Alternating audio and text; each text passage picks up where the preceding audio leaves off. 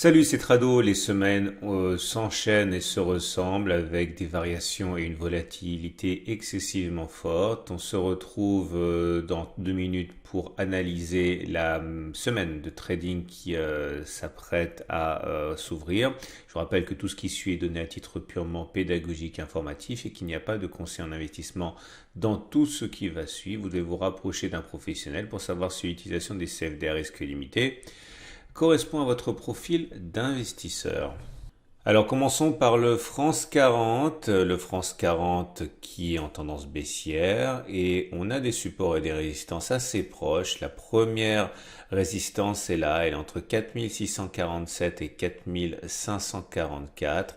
C'est une résistance parce que si on remonte suffisamment en arrière, c'est un support.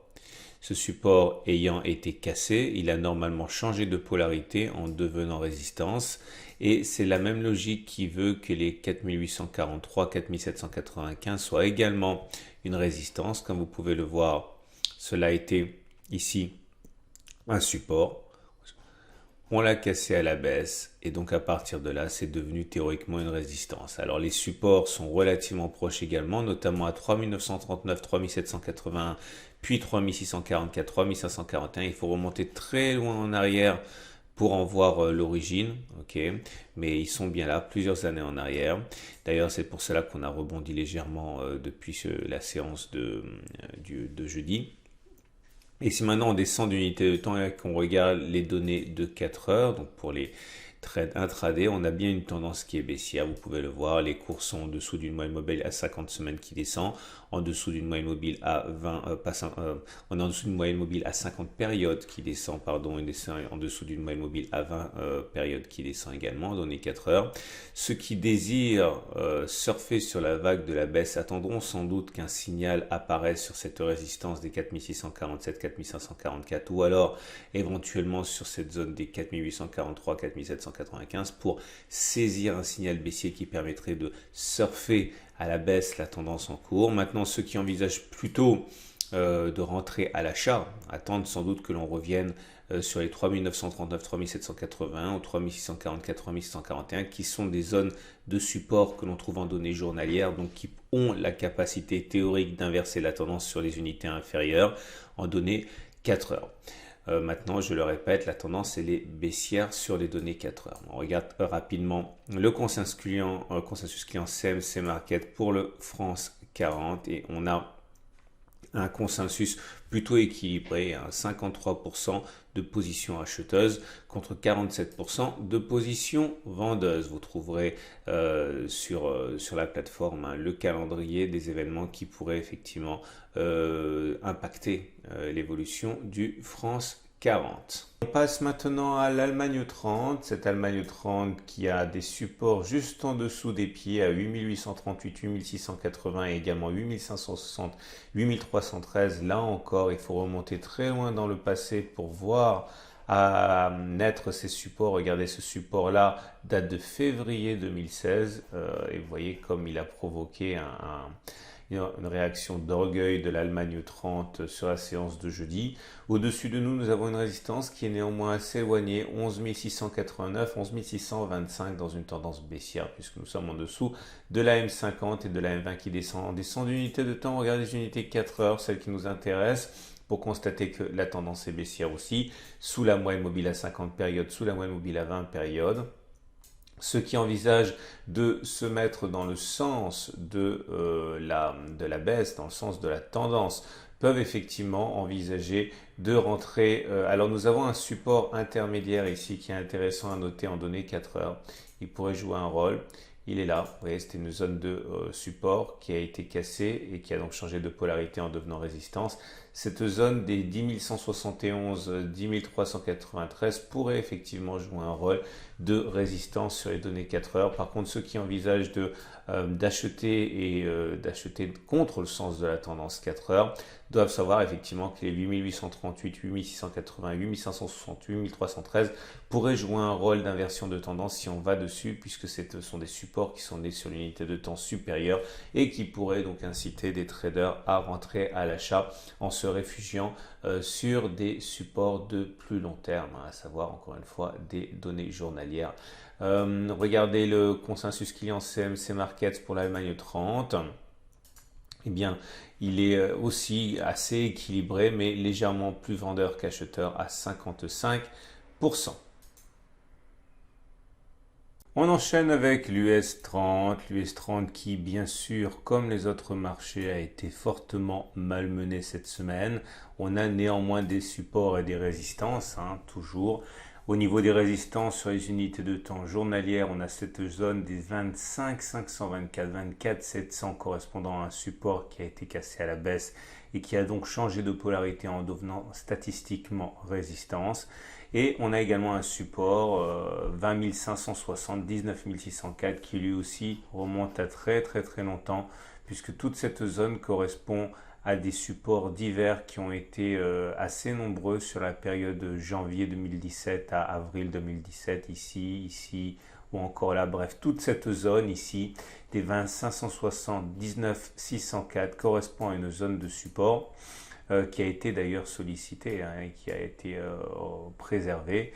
On regarde en données 4 heures ce que ça pourrait donner, et évidemment la tendance elle est baissière avec des cours sous la M50 et sous la M20 qui descendent. Ceux qui envisagent de trader dans le sens de la tendance attendent sans doute que les cours viennent solliciter les 23 432, 23 185 qui est une zone de support qui a été cassée et qui a donc théoriquement changé de polarité. Par contre, ceux qui veulent plutôt trader à la hausse attendent sans doute que l'on revienne sur cette zone qu'on a mentionnée à 20 570, 19 604, qui est une zone qui a été tracée sur les unités de temps supérieures et qui donc a la possibilité, le potentiel pour permettre une inversion de tendance sur les unités de temps inférieures. Un petit coup d'œil au consensus client CMC Markets, et ce consensus il est relativement équilibré avec une légère une légère préférence pour les positions vendeuses à 59%. On va passer maintenant à l'or et au pétrole. Et c'est parti pour l'or en données journalières. Comme vous pouvez le voir, des supports et des résistances, il y en a. La prochaine résistance, elle est là. Elle est comprise entre 1563 et 1577, tandis que le prochain support est là entre 1504 et 1517 à peu près. C'est une zone qui a été résistance, qui a été cassée et qui a donc changé de polarité. C'est très clair sur cette mèche de jeudi. On aura du mal par contre à repasser au-dessus des 1578, 1563 comme je l'ai dit, parce que c'était un support qui a été cassé, qui a donc changé de résistance. On descend d'unité de temps. Regardons les données 4 heures, on constate une tendance fortement baissière. On est en dessous de la M20 qui descend, en dessous de la M50 qui descend. Ceux qui veulent trader dans le sens du mouvement, du trend, s'attendront ici à voir apparaître des signaux baissiers qu'ils pourront éventuellement saisir entre 1562 et 1577. Par contre, ceux qui veulent plutôt acheter attendront sans doute les résistances qu'on a mentionnées, les supports à 1504, 1517, au cas où un signal haussier apparaîtrait sur ce support inscrit sur les données de temps supérieures. On regarde le consensus client CMC Markets, et ce consensus il est plutôt acheteur à 77%. On va terminer avec le pétrole Brent.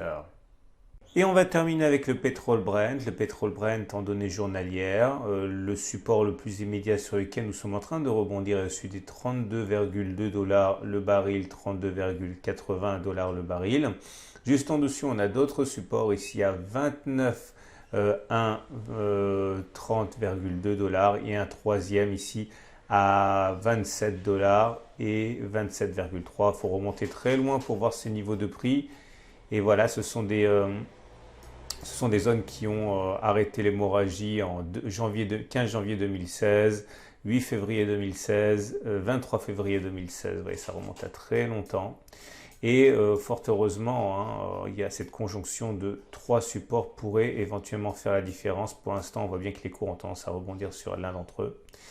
Les résistances existent malheureusement, à commencer par celle-ci, les 40,97, 41,31 et 43, 44,5. Là aussi, hein, ça remonte à assez longtemps. Il faut voir ça le 3 août 2016, 14 novembre 2016, 23 juin 2017 sont des zones de support qui ont été cassées, qui ont donc théoriquement changé de polarité. On descend d'unité de temps, on regarde l'unité 4 heures. Et l'unité 4 heures montre que évidemment la tendance elle est baissière, il y a des cours sous la M50 et sous la M20. Ceux qui veulent rentrer dans la danse, dans le sens de la tendance et spéculer à la baisse, hein, attendent sans doute que l'on revienne sur la zone des 40,95, 41,4 ici. Par contre, on voit bien qu'il y a des intérêts acheteurs qui se manifestent sur le support ici, hein, puisque ce sont des supports qui sont nés sur une unité de temps supérieure, donc ça résiste mieux. Et c'est pour l'instant les 32,18, 32,85 hein, qui permettent au cours de se tenir à flot. Voilà, on finit avec le consensus client CMC Markets. Et pour le pétrole Brent, ce consensus, il est bien sûr à l'achat, puisque nous sommes à 88% de position vendeuse. Voilà. Je vous souhaite une excellente journée. Je vous invite à regarder à la fin de cette vidéo l'analyse technique de long terme hein, pour voir jusqu'où les marchés pourraient bien baisser. Et en milieu de semaine, je vous donne rendez-vous pour la préparation de la semaine de trading pour l'euro-dollar.